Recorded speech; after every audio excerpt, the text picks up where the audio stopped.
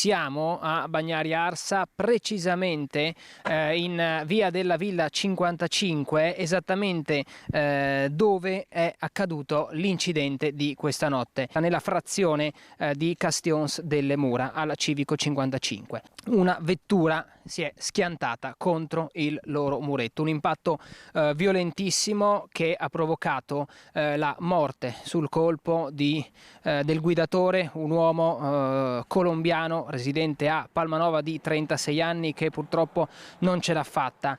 Un rumore assordante, un incidente drammatico. A perdere la vita è stato un uomo di 36 anni colombiano, Nuvar Kala.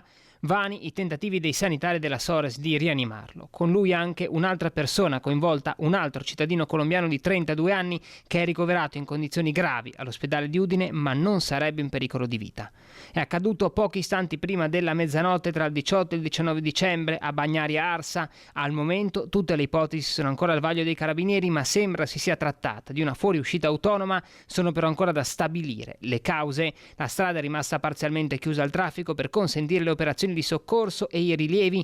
Un incidente, come detto, drammatico che fortunatamente, visto l'orario, non ha coinvolto altre persone. Resta solo la tragedia e il muro dell'abitazione distrutto, con i proprietari che adesso si armeranno di tanta pazienza e lo ricostruiranno, consapevoli però che questo danno nulla è in confronto alla vita di una persona. No, ero fuori a cena con amici e sono stato chiamato da moglie per dirmi che avevamo una macchina, un'auto nel mezzo del giardino e quindi sono corso subito a casa. Sì, dormiva con la bimba, si sono svegliate di soprassalto. Un rumore immagino fortissimo. Sì, fortissimo, pensavamo fosse come fuochi d'artificio, ma il tuono era talmente grande che si sono svegliate, così anche tutti i vicini.